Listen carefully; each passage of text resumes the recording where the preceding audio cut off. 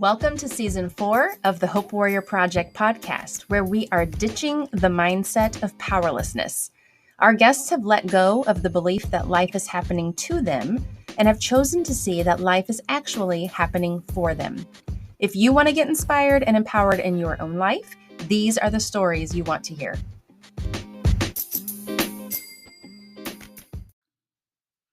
I love hearing how our guests reclaimed power over their lives.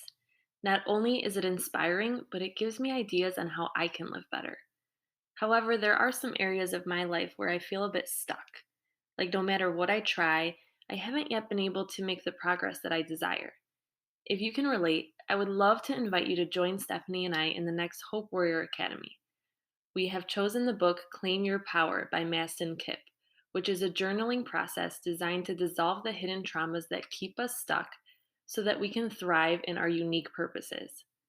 As a group, we'll cheer each other on, we'll keep each other accountable, and the best part is that you won't need the book because we'll package the information and exercises in a way that makes it easier to fit into your busy schedule. It'll be interactive, it'll be fun, but most of all, it will be transformative. So sign up now at hopewarriorproject.com. In 2012, a beautiful winter morning turned tragic for Marjorie Onos. She was leaving her parents' cottage after a fun family week with her siblings and all their kids. It had snowed that day before, and now the sun was out making the snow shimmer. She had left her 16-month-old son with her parents and her sister while she went back to work for a few days. She was feeling happy and life was good. As she was driving, though, she drove over black ice and everything changed. I'll let her tell you what happened next, but let me tell you that it is an incredible story. What must have been a few seconds lasted so much longer in her mind as she thought through if she was ready to die or not. Prior to the accident, Marjorie was extremely independent. She actually had her son independently by herself through insemination. What I really love about Marjorie's story is that even though she was feeling so powerless because she had to go from being able to rely completely on herself to really needing a lot of help from other people, she found power in re-narrating her story. We cannot rewrite the past, but we can find power in how we think and talk about it. She's a psychologist who was taught about all the things that could be wrong with someone's mind. But after her accident, she came across positive psychology, which focuses on all the things that can be right. This gave her a new focus and a new way to look at what had happened to her, and it made her feel powerful again. So I'm going to let you get to the interview. You are absolutely going to love it. She is an incredible woman, and I will check back in with you after to see how we can work on re-narrating our stories. Hello, Marjorie. Thank you so much for joining me today. I'm really excited to get into our discussion. I'm so happy to be here. You have no idea. I think that what you guys are doing is just fabulous, and I'm really, really happy that I'm part of it a little bit. Yeah. Thank you. Oh, that's so nice. Thank you for that compliment. And we'd love to have people who love what we do too. And your story is a perfect fit for what we do and this season in particular. So now I will say, black ice, that's scary, because you don't see it, right? No, you don't see it. It actually reminded me when I was probably 16 or 17, I hit black ice on my way to school. I was going over a bridge and my car started turning around.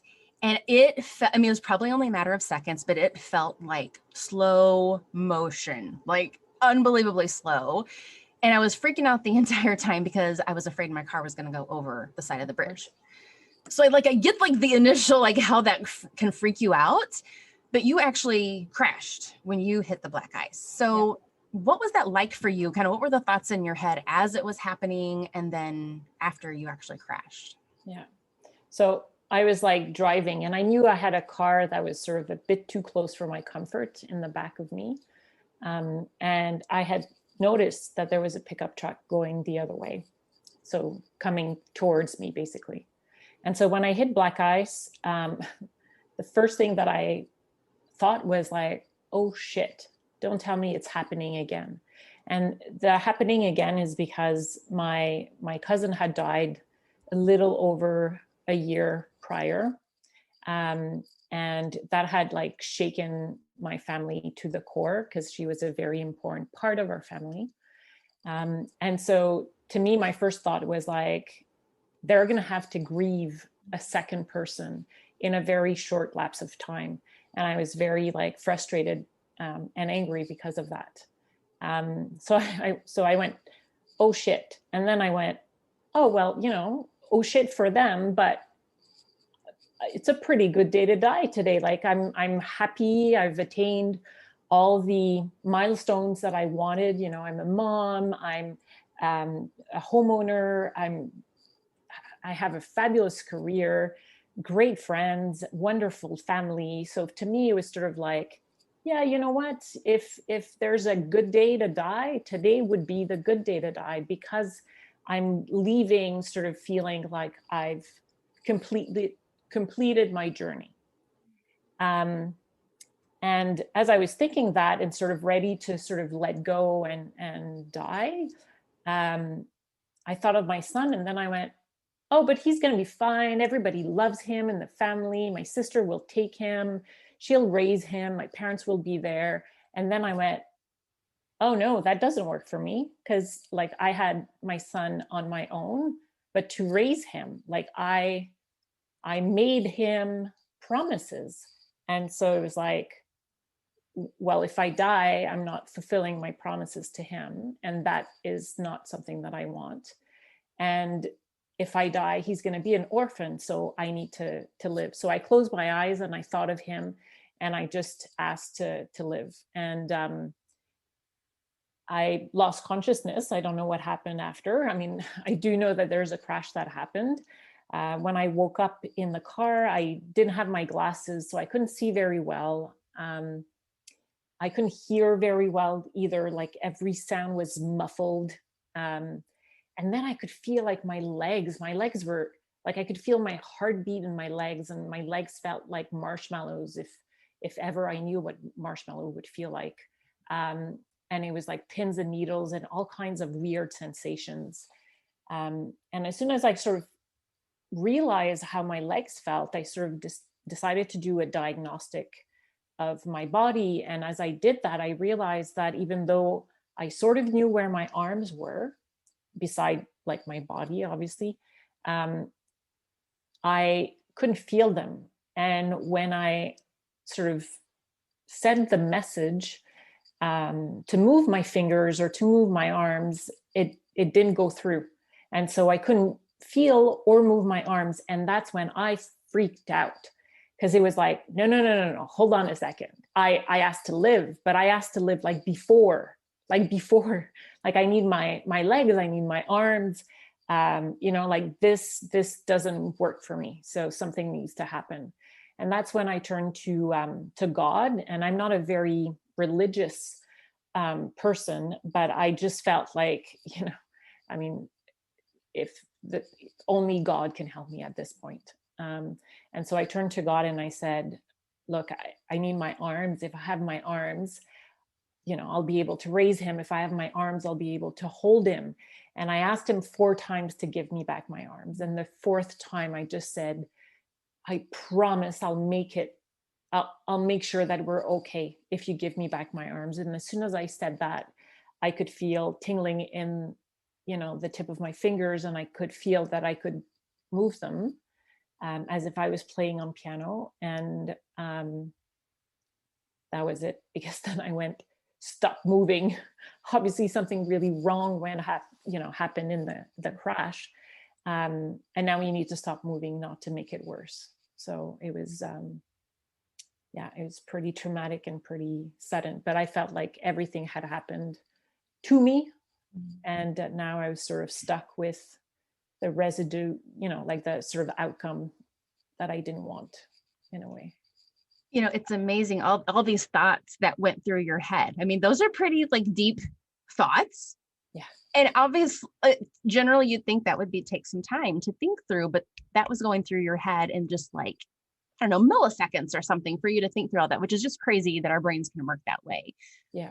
And then, you know, when you were talking about how, you know, you prayed the prayer 4 times and then you started feeling the tingling. I mean, like I got goosebumps, but it's just so amazing because it was an answer to your prayer, which people maybe would think, oh, I would have rather had an answer, my prayer be answered that I was perfectly fine, right? Like, had feeling everywhere. But it was just interesting that your answer to prayer was that you became paraplegic versus quadriplegic, right? That you still had the use of your arms to be able to actually take care of your son. And, I'll say that if I had ended up quadriplegic, I would have been able to raise my son. I've seen women who are quadriplegic who can do it. But I felt that in my case, because I'm a single parent and there's no other parent, I mean, I'm just the only one, I felt like I needed to have as much abilities, physical abilities as I could. And, I'm happy about the outcome. Well, so, I mean, your life literally changed in an instant. So what was you've talked a little bit already, but what was your reaction to your life changing in such a significant way? I mean, so now you're out of, go to the hospital, starting to try to get back to life, and you start processing this. How did you react then? Well, first 5 days, the only thing I could do was cry. But I have to tell you, after that, I was so angry. I felt like I was a good person. I'm a psychologist. I worked with parents with intellectual disabilities. And so for me, it was like, I'm a good person who does good in her, surrounding. I'm a great friend. I mean, and I couldn't understand why. I felt like I was being punished, but I couldn't understand why. And that was like really, really difficult. But I was the most independent person. I made a child on my own, and now all of a sudden I needed to have people around all the time. And that was like terrible. And then I felt guilty because my parents changed their whole life. My sister who lives far away, 6 hours away, like my parents weren't visiting her as much, as before. She had to come to Montreal instead. So I felt like I had taken stuff, or our parents' attention from her. That was really tough. Can't think about it too much because I'll get like emotion, but it was just, I don't know. I felt for the longest time that maybe I should have died, that it would have been easier on everybody. It was unfair. And I didn't know what to do. I was hopeless. Every morning I would wake up and cry and hope that I was back in the car so that I would die. And then I would hear like Thomas wake up and he would say, "Mama." And then I would go like, how can I cry? Like, how can I wish I was dead when you have like this beautiful, rambunctious 2-year-old who's just craving for your attention. Right. I mean, the emotional roller coaster that must have been. I mean, I appreciate your emotion. I mean, it just goes because it was 2012, right? Yeah. So it's been a while, right? And but this was obviously a significant event in your life and your family's life. Yeah. Because I was thinking about when you said, you'd almost wish you had died because then they'd be better off without me type thing. Yeah. Part of it is you want what's better for them, right? You want something better for them. But at the same time, there's that part is almost like a pity party, right? Because you're feeling bad about yourself. But it's got to be a really difficult thought process because it's almost two sides of the same coin and which one wins. It's kind of like almost battling back and forth between those thoughts. Exactly. That's like perfectly reflected. Because it was sort of like a tug of war, being pulled and pushed in both of those directions where I felt like I should have died. I'm like, it's all my fault. I'm going to fix it by dying, if I could go back. But then it was like, but look, like, you're obviously his mama and he wants to have you. And, I see that even now, how, like his particular personality and how everything also influenced him in terms of how he grows up. I now know 10 years later that I'm probably the best person to be his mother. because we have like that relationship and that understanding. And when he has struggles and he lives with some anxiety, and he has what it's called a high intellectual potential. And so sometimes, like social interactions might be a bit difficult, and with the anxiety, it just makes it worse. And I'm sort of like the one who can, has the time, because he's like my only child, and I have sort of the background where I can help him with that. And so I know that I'm the best person. I really do believe that. But it's 10 years into, or 10 years after. At the beginning, I didn't realize. And so at the beginning, I thought, oh, it's easy. We're just going to take the problem out. And the problem was me.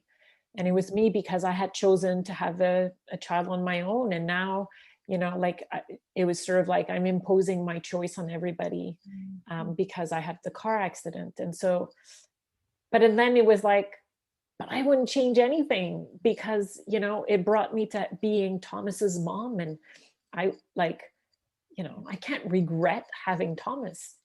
Never. I'll never regret that. And so it was sort of like, just, two sides of a cone, and full push. It was really difficult.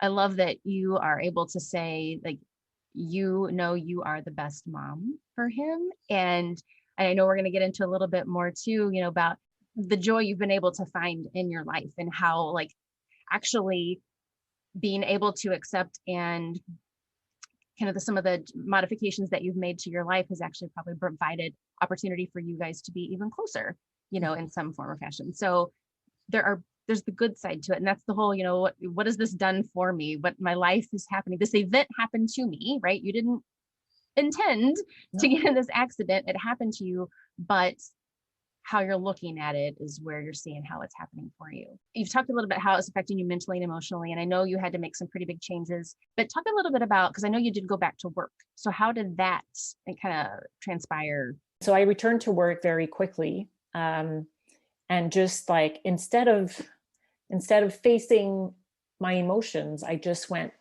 I'm going to go back to work. I'm going to like do the best that I can. I'll be as performant as before, like, this is me, like the go-getter, the strong-willed. And so I stayed in that identity, and it was sort of like my buoy. That was like my life jacket, because work being the same and feeling like I was still needed in some way made me feel like I'm the same. I didn't lose who I was truly, because I felt in all the other roles I had lost something. Now, what I didn't know is that by doing that, I was creating sort of a tsunami. So a few years into, like, after going back to work, it was about 5 years after my accident, I really feel like there was a tsunami of emotion that just like took over and swept everything. And I had sort of a delayed post-traumatic reaction with anxiety and major depression. I just, at that point, even work wasn't the same. They had changed a few things at work, and I didn't have the support that I used to have. And so I felt like I couldn't keep up with everybody. That was like the last thing that I was holding on to. And so I just crashed. Is really, really bad. So then after this time, what finally helped you to accept this new reality of yours? Yeah. Well, it was funny how it happened. So as a psychologist, I have my order that sometimes sort of informs us of like different trainings that are coming. And also being a researcher in the field of parenting with intellectual disabilities, I had found a researcher in the same university as mine who worked on character strength, positive psychology. And I was like intrigued. And so I received the training list from my order. And in there was also something about resilience after trauma and positive psychology. And I was like, positive psychology. I didn't even like positive psychology didn't exist really when I went to school in university. And and I did my PhD. So I was sort of like, what is that? And I thought it was like flaky, you know, like maybe like 70s stuff with glasses. I don't know. Like, uh, I was like, what? Where is the science in positive psychology? You know, like the DSM-5, which is like the Bible of disorders. You know, I was okay with that. That was like the workbook that I used. But funny enough, when I went to the training, there was a aha moment that happened, and I went, oh, when I was in rehab, I needed a psychologist like her. I needed someone to spin things around. I needed someone to remind me that, okay, sure, like the accident, you didn't plan for it. It happened to you. But you know what? You did stuff that were like pretty amazing in that and how you reacted. And so the first thing that I realized was, oh, there's a character strength called love. And guess what? It is my top character strength. It is my signature strength. And, you know, I'm sure you, and I have goosebumps just saying it, because I mean, I lived for my son. I asked my arms for my son. So obviously, like, love was every bit, you know, in all those milliseconds of my accident in the crash. And I held on to life because of love. So I did something. And then I used the strength of spirituality, which is interesting because that one is actually the last one in, you know, in me. So we have 24 character strength. Every single person has that all through the world. You know, even if we have different values or spiritual beliefs or whatnot. And spirituality for me was number 24, the last one. And I used that one in the car, right? It was sort of like, so I could definitely use every single one of my strengths. I knew that, you know, my top one and my bottom one were the ones that I used in that car. And I used prudence, because as soon as I sort of felt my fingers move, I went, oh, stop moving, right? And I prevented myself, or I prevented further injury by doing that. So when I started reading about and listening and going to conference about positive psychology and character strength, it sort of all made sense. And all of a sudden, all those years of like writing poems and writing how I felt and posting stuff on Facebook for my friends, all of a sudden it was like, let's go back and re-narrate. Because I can't rewrite it. It happened, you know? And so it was more like, how can I make sense of it, but using a different lens, and that lens of positive psychology, which, you know, there is science. It's not a flaky thing. It's proven and it's used, and there's so many things that back it up. And I truly believe, and since then it's sort of like opened my eyes. And so when I do things now, I feel like when it's hard, I can use on perseverance. I could use on self-regulation, meaning sort of like finding a place where I could breathe and sort of focus and recenter myself. I could use, you know, love of learning is my second top strength. That's why I have books everywhere. I've read, I've gone to so many conferences, and I really do feel that I own part of that science, because I really understand it, because I've read so much. So it was sort of like, there are many things that I'm doing. Life does happen to us, but we don't have to be powerless, and we don't have to be hopeless either. And you know what? Hope is also a character strength, which is like fabulous. And that's why I wanted so much to be on your podcast, because it was sort of like, yes, hope. And I had lost hope when, you know, it all happened. And the first 5 years were like difficult, and positive psychology definitely brought me back to a place where I could see that hope was there, and that there was going to be better future, and that I could make a change, you know, in my life, in the way that I see my life, and how I deal with the struggles that we have. because we're going to have struggles, but it's really about how can you, face them. Yeah. Yeah.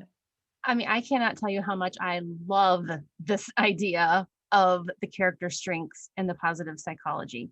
Love it. And I feel like I've had that idea or that concept in my head. Like I knew it, but you gave words to it. You like, now I can name it, right? Yeah.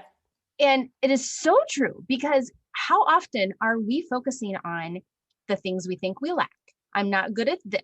I wish I was like that person. I wish I was better at this. We focus on that. That's so easy for us to see.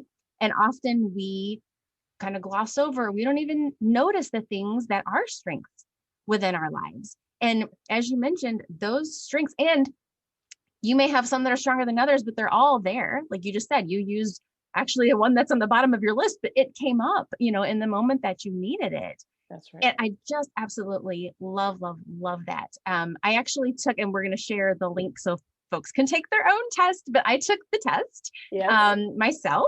Excellent. And first of all, I think it's a really, really good test. Because, I've taken a lot of these surveys, and the questions you're like, really? Yes. Really? I don't think this is quality. But I thought this one was really, really good. And the results, like my top 5, I was like, yes, absolutely. I totally see that. But what was interesting, I was sharing my character strengths with one of my friends. And I was telling her like some of my bottom ones, right? Yeah. And she was like, the second to the last one I told her, she's like, what? How can that be so low on your list? There's no way. And I'm like, well, actually, I think that is the face that I put on. Like other people perceive me in one way, but I may perceive myself in a different way. It's not that I don't have that, but it's not as strong in me as what I feel. And so I think it's so good to know, like it just for me was great to validate that, yes, those are strengths that are useful in my life. And the more I can embrace those and acknowledge it, the more I can use it and feel good about it and focus on that versus, oh, well, I'm not great at this or not great at that. Yeah. So I just I love it. Love it. Love it. I want everyone to take it. Yes, they should. I so agree.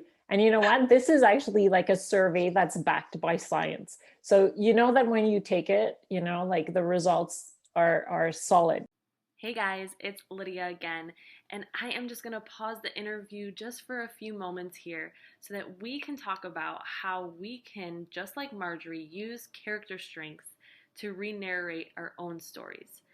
I don't know about you guys, but I definitely have things in my life that I wish just didn't happen altogether. I wish I could rewrite parts of my story, and the reality is I can't. Right? These things happened. They're part of my story, and I can't take them out. But I can change how I think and talk about it. And so can you. And by doing that, we can create a better future. Just because we were victimized does not mean that we need to identify as a victim. When we can make this shift to believe that life is happening for us and not identify as a victim, but just understand that bad things happen, we can look at an event as something that happened but does not necessarily define us. And we can see challenges as an opportunity for growth. I heard a few days ago, your mess is your message. And I just thought that was so clever. Because yes, we all have messes, but instead of hiding them, pushing them under the rug or behind the couch, we can use them to find connection and to encourage one another. So part of shifting away from that victim mentality is looking and reflecting on our past and seeking evidence to support that life is actually happening for me. And Marjorie used character strengths to do that. She took the test and reflected back on her story to see that even in a situation where she felt completely out of control and powerless, this car crash, she had influence. In those few milliseconds right before she knew that she could die, she thought about her son. This character strength of love saved her life. I took the test, and my top character strength is spirituality. And as I reflect on my darkest season so far, I can clearly see that it is exactly what I used to heal and change my circumstances. As a child, I clearly remember feeling connected to God. But as I became a teenager and a young adult, I really just lost sight of that. And things began to get out of control. And as I look back on that season, really the turning point for me was walking into a church.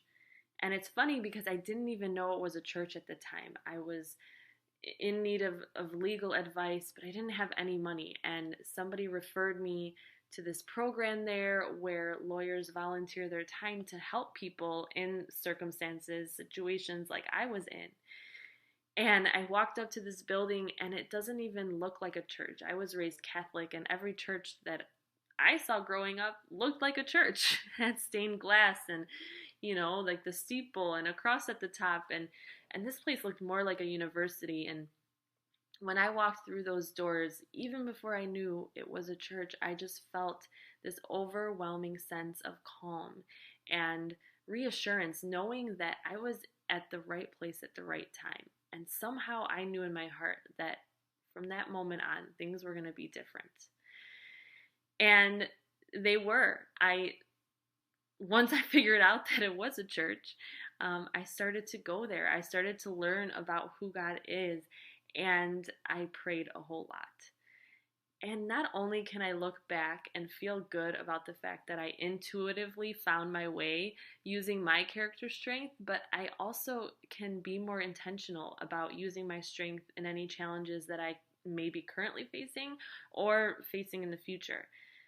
I can trust myself, but know that if I could be more conscious of my strengths and of my processes, I can have peace much sooner. So when Marjorie looks back on her story, she saw how she used love to save her life. But she can also continue to use that character strength when she's feeling down on her circumstances. And of course, it still happens. This completely changed her life. And I'm sure if she could take the accident out, she would. But she uses her love for her son to be encouraged and to refocus on what her purpose really is. So now let's get back to the interview to hear about how Marjorie is using her quote-unquote mess as her message, and stick around after to hear how you can further connect with her if it's something that you feel called to do. Let's talk about today. So, yes. The whole season, we're talking about how life is happening for you. So give an example of how you would say life is happening for you these days. Yeah. Well, I started last year doing inspirational speaking.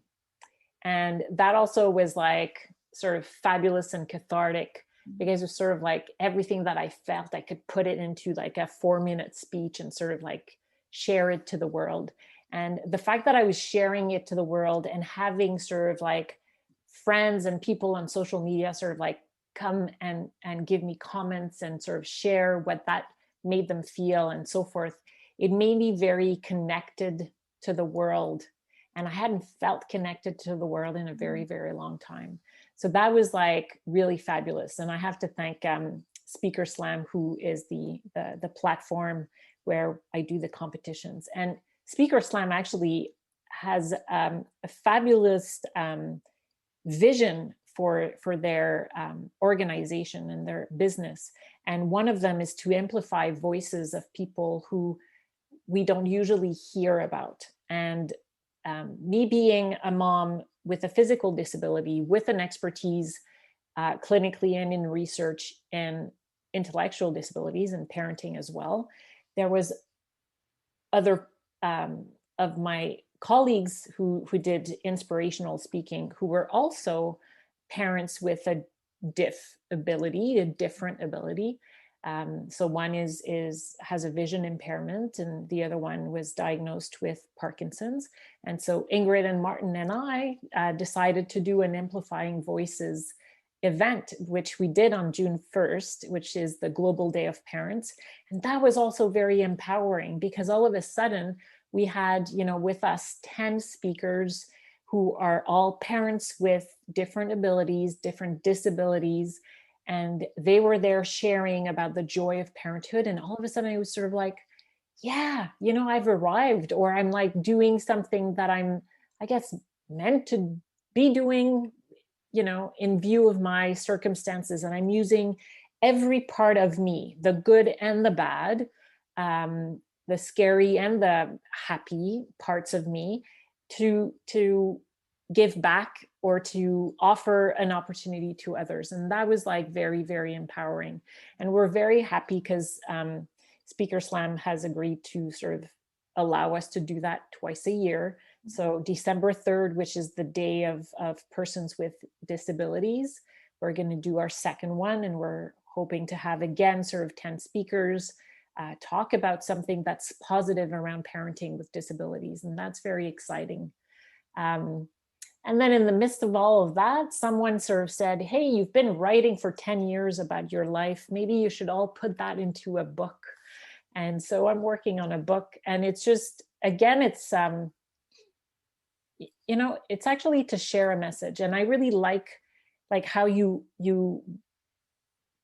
interview, you're bringing me to the positive. And I'm really not faking when I'm doing or talking about this, because I really feel very passionate about those character strengths and how we can use them, and how it changed my life because it changed the way I saw events that happened. And now I feel so much stronger than before because I've gone through all of this, and because I'm able to wear those lenses, those glasses of positivity. And it's a great gift. And so I feel I need to share with others that gift because to me, it's so powerful. If anybody that's listening would like to take the test, the character strengths test, where do they find that? That's on viacharacter.org. So it's the VIA Institute. And so they have all the signs there, and you could take its free survey. You'll have like a 2-pager report telling you like what your strengths are. And if you want to dig more, there's more options as well. But the first survey is really open for everybody who wants. And for children, I think it's 12 years old and older. So I cheated a little bit because my son is like 10, but it gave us a great sort of discussion point. So it's good. Awesome. Well, I totally recommend. Again, I took it, loved it. My husband took it. It was a great discussion point for us. I totally recommend it. So that's everybody's assignment. Go take that test. How else? Like if somebody wanted to connect with you or find your book when it comes out, or even the dif-abilities project, where can they find all of that? Right. So anything in terms of like the speeches, the inspirational speeches, or the amplifying voices of parents, that would be on speakerslam.org. So you have all the information there. And in terms of, getting in contact with me, well, I'm on Instagram, I'm on Twitter, I'm on LinkedIn. So LinkedIn is my name, Marjorie Onos. Twitter and Instagram and the Facebook page, it's all under Ninja Marge. That was actually a name that one of my friends gave me right after my accident. And I asked him to create a email for me because I didn't know how to. And so he said, oh, but I can't just like give it Marge, it's sort of like a little boring. Now that you're like in a wheelchair and stuff, you're Ninja Marge. And so I kept the name. I love it. Very catchy. I love it. Yes. Actually, when you first submitted your application, I'm like, oh, Ninja. Yeah.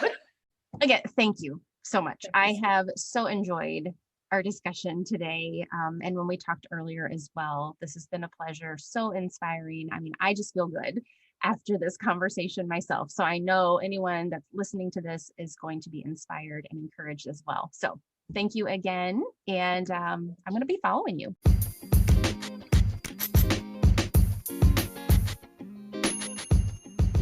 If you were inspired by today's guest, be sure to save this episode so you can go back and listen to it again. Making the shift from feeling powerless to empowered is not a quick and easy thing to do, we know, but our desire is that you've gained hope and confidence that it's possible and so worth it. Now, go hit that subscribe or follow button so you don't miss the next episode.